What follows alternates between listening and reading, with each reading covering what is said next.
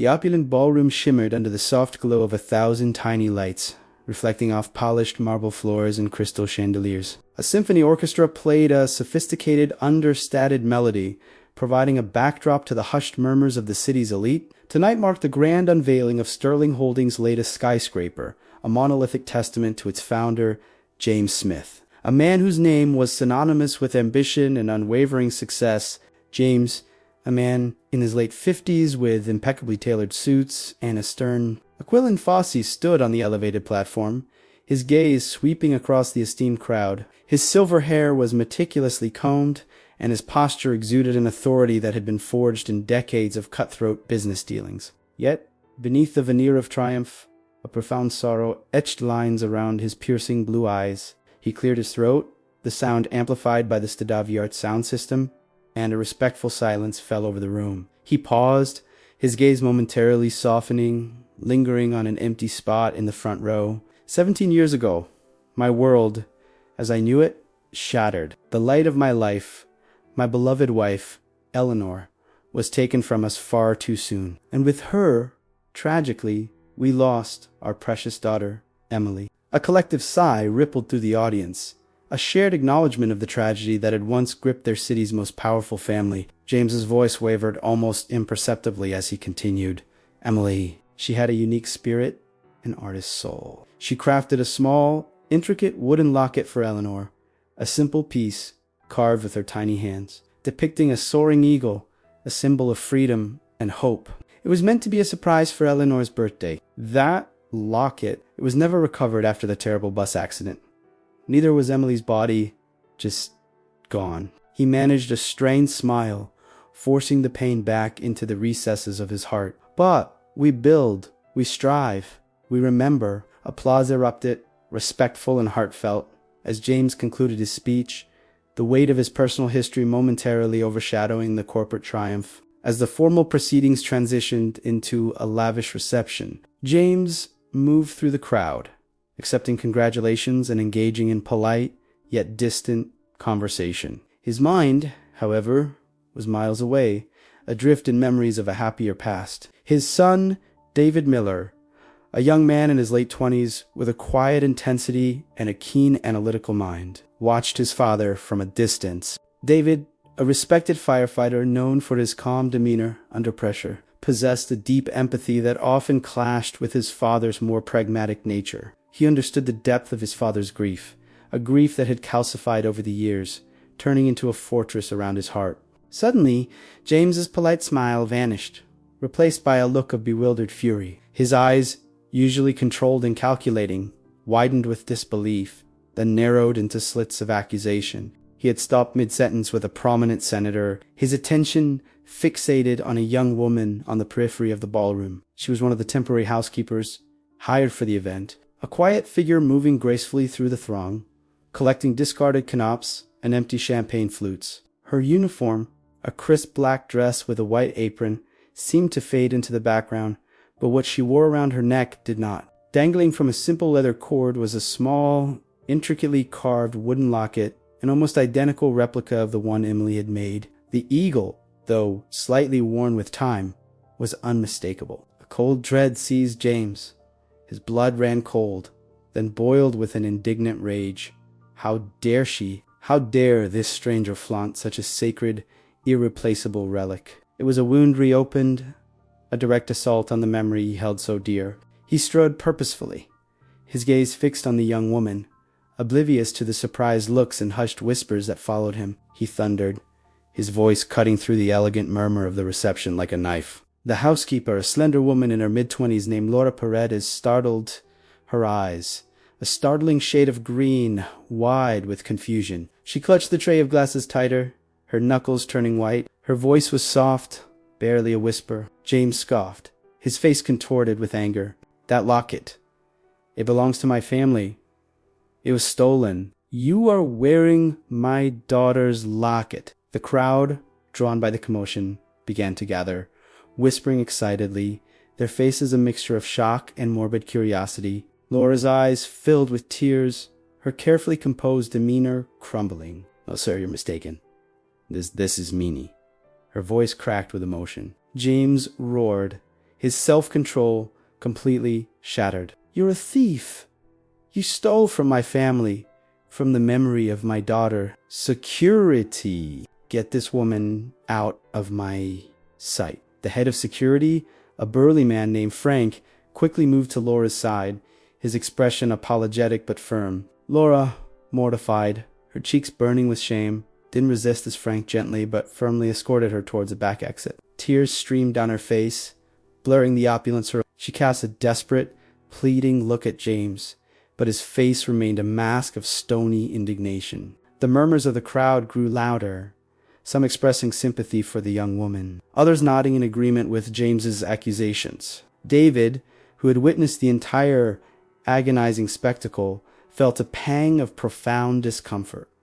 The locket, there was something about it. He had seen countless photos of his mother wearing it, and indeed, it looked identical. But his father's outburst, his immediate, unquestioning accusation, felt too harsh, too absolute. He knew his father's grief was a raw wound, but this public shaming seemed disproportionate, almost cruel. As Laura was led away, her shoulders shaken with sobs, David felt a compelling urge to intervene, to understand. He watched her disappear through the service entrance, the small wooden locket glinting briefly under the emergency exit light before she was gone. The image of the locket and the genuine anguish in Laura's eyes lingered in his mind, stirring a nascent suspicion that something was terribly wrong. He knew his father, driven by an unyielding sorrow, could be blind to anything but his pain. But David also knew the subtle art of observation, the importance of details, honed through years of searching for survivors amidst chaos. There was a story behind that locket, a story that his father, in his grief, was incapable of hearing. He had to find out. The glittering event hall felt suffocating to David.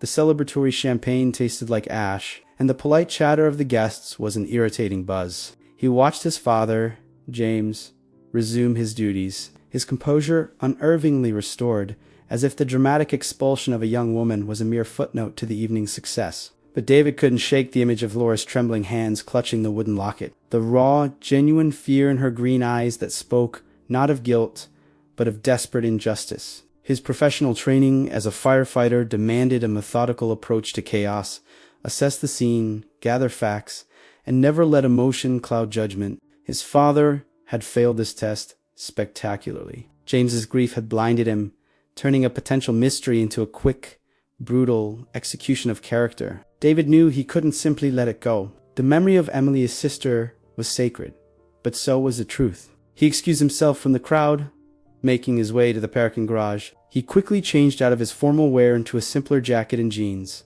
the practical clothes of a man accustomed to action. He drove his vintage pickup out of the city limits. Relying on the vague direction the security guard had indicated, Laura was heading towards the less affluent outskirts where cheap temporary housing was prevalent. It took nearly 2 hours of cruising dimly lit residential streets and industrial zones before he spotted her. She was sitting alone on a battered concrete bench at a deserted bus stop, her black uniform a stark contrast to the faded. Her shoulders were hunched, and she was subtly wiping her eyes with the back of her hand. David pulled over gently, ensuring his approach was not. He stepped out, his tall frame illuminated by a flickering street. He called out softly, using the name he had quickly learned from the event organizer's clipboard. She flinched, jumping to her feet, her expression immediately wary. "Stay away. I don't want any more trouble," she stammered, backing away. He raised his hands in a gesture of peace, taking a slow step forward. "Please, I'm not here to accuse you. I'm David Miller, James's son. I need to talk to you." Laura hesitated, recognizing him as the only person in the room who had shown a flicker of doubt during the horrible scene. Her defiance crumbled under the weight of exhaustion and despair. She sank back onto the bench, defeated. What more is there to say? David sat down a respectful distance from her. "My father is a man consumed by pain. 17 years is a long time for a wound to fester. But I saw your face, Laura. Please, just tell me where you got it. The absolute truth." Laura took a deep, shuddering breath, her eyes fixed on the small, wooden eagle pendant resting against her collarbone. "I wish I knew," she confessed, her voice thick with unshed tears. "This locket, it's all I've ever had. I woke up with it around my neck." "No, not woke up, exactly. I remember the ground, dirt trees, I was small, maybe 6 years old. My clothes were shredded, and I had a terrible headache. I couldn't remember a single thing, not my name, not my family. She twisted the locket nervously. I wandered for days, hungry and scared, until I stumbled into a small, isolated logging community about 70 miles northeast of here. A woman named Margaret Rodriguez found me. She was a saint. She saw my terror, my confusion. The people in that small town, Redwood Creek, they took me in. They tried to find my family, but no one was looking. David felt an electric jolt run through him. 6 years old, lost in the woods, 70 miles northeast. The bus carrying Emily had veered off a mountain road during a sudden, violent storm, deep in the heavily forested, isolated region near the Redwood Creek area. The date Laura was found, according to the local police reports David was able to access through his network, coincided frighteningly closely with the date of the accidenta. Mere 4 weeks later, the initial search effort, hampered by inclement weather and the remote terrain, had been tragically brief, concluding that the little girl had likely been swept away by the river near the crash site. David pressed, his voice carefully neutral to mask the frantic pounding of his heart. Laura shook her head. She eventually became my mother. She raised me with nothing, with dignity. I'm her Laura. No last name, no past. David stood up, pacing a short distance. His mind, the mind of a professional who deals with life and death stakes, began connecting the terrifying and miraculous dots. 7 years old, Emily's age at the time of the accident was often confused with 6 by people who had no official records. The geographical location was the same, the time frame aligned perfectly. And the locket, the impossible, undeniable locket. It was too much for coincidence. His sister had not died in the wreckage. She had survived and wandered away, concussed and amnesiac, until she was found. He looked at Laura, truly looked at the young woman who had been humiliated by his father hours ago. Her striking green eyes, the slight upturn of her nose. He pulled out his phone, scrolling through the photo album he kept locked, dedicated to his sister. He held up a grainy picture of 7-year-old Emily. Laura's eyes widened. That is the same locket, she breathed, touching her own. But the girl... David knew he had to confirm the story with Margaret. He explained his findings to a stunned Laura, his voice low and urgent. I'm a firefighter. I deal in facts and probabilities. The probability of this being a coincidence is nearly 0. I have to go to Redwood Creek.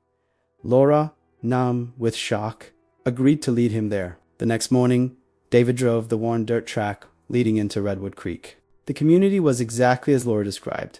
Simple, struggling, a place forgotten by the modern world, yet possessing a palpable warmth among its inhabitants. He located Margaret's small, unpainted cabin. Margaret, a sturdy woman in her early 60s, with hands calloused from hard work, greeted him with cautious hospitality, recognizing him as the affluent man from the city who had accompanied Laura.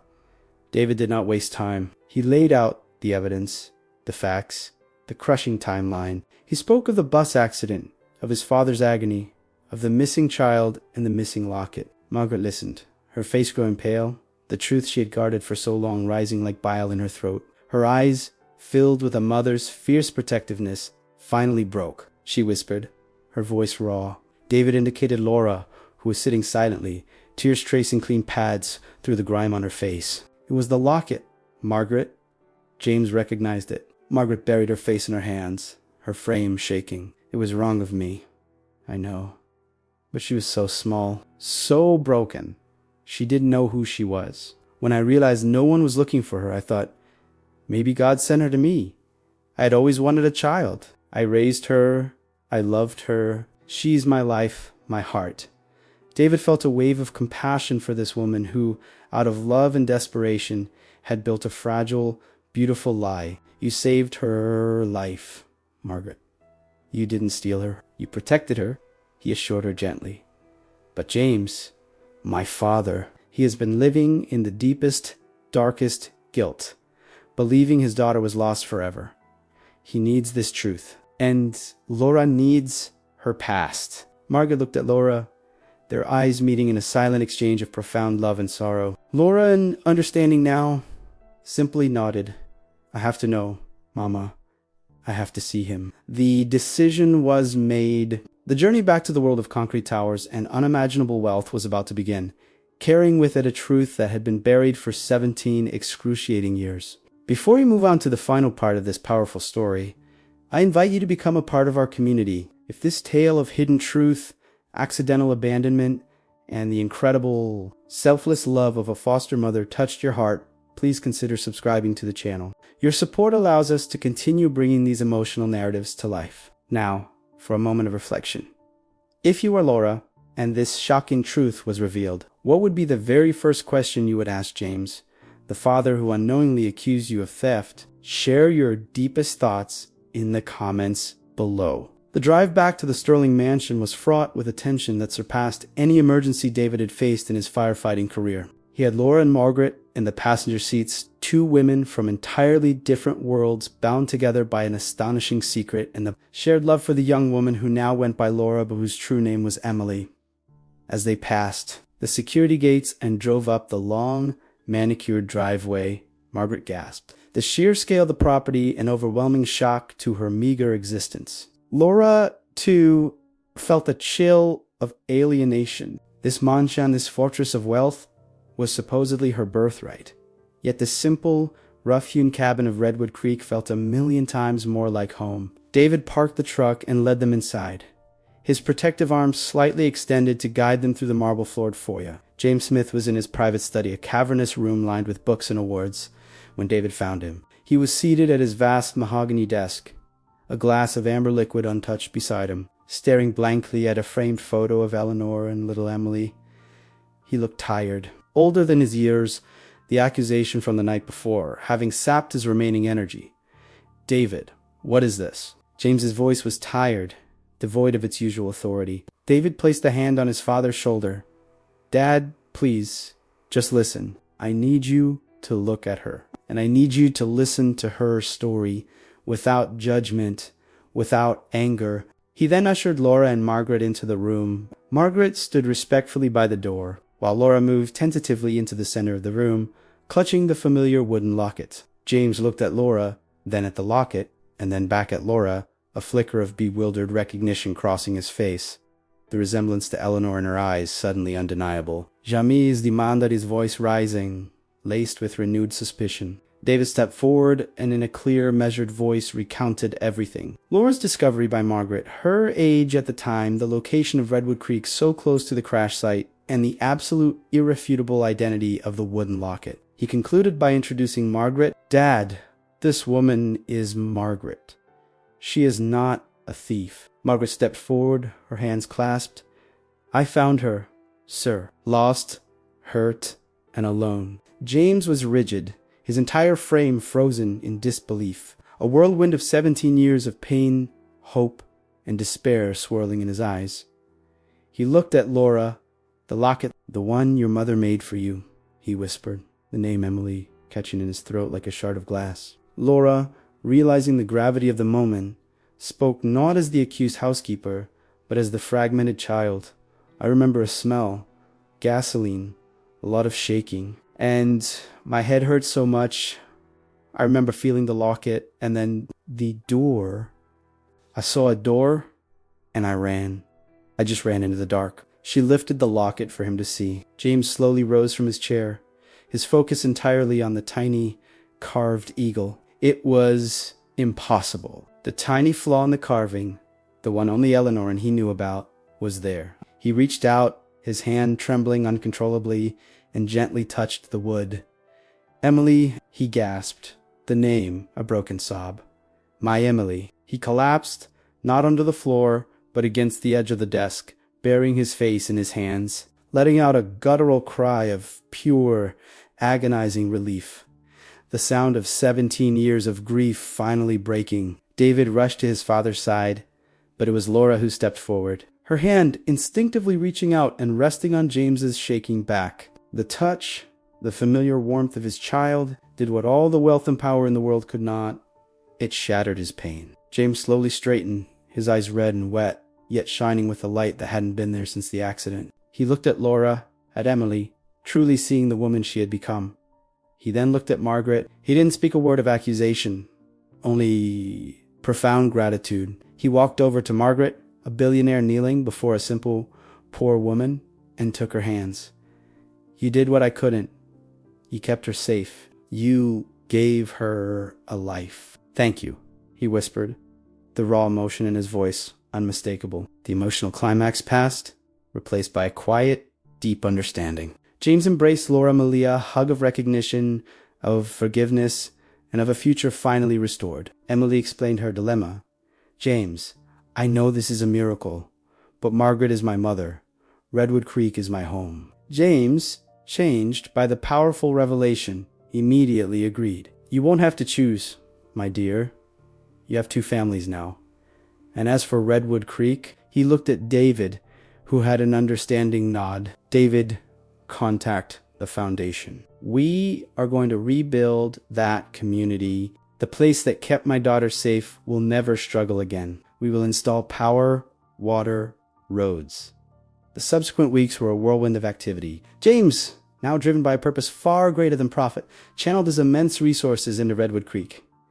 David, using his knowledge of disaster relief and logistics, oversaw the project. Margaret, finally able to realize her dream, opened a small community center for the children, while James purchased and renovated the town's central abandoned store, turning it into a thriving local business run by Margaret. Laura, or Emily, found herself navigating to Lives the Lavish, educational one with her father and brother, and the simple, loving one with her mother, Margaret. She finally felt whole, her past a path, not a prison. The wooden locket, the small eagle, remained her most cherished possession, a bridge between the life that was violently interrupted and the life that was miraculously restored. The community center, built by James's funds, was named the Eagle's Nest, a quiet nod to the locket that had brought a family back from the brink. The healing had begun, built on a foundation of forgiveness, truth, and the enduring love of two mothers. We hope this powerful story of an incredible reunion and the forgiveness that transcended decades of pain resonated deeply with you.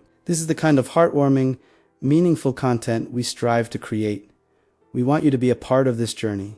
We are so grateful for your viewership and the time you spend with our stories. If this story offered you a moment of hope or reflection today, we would be honored if you chose to subscribe to our channel and become a cherished member of our community. Tell us in the comments, which city or country are you watching our stories from? We love to see how far these messages of hope travel. Did you enjoy this new adaptation? What was the biggest lesson you took away from James, David, Laura, and Margaret's emotional journey? Your feedback is incredibly important to us.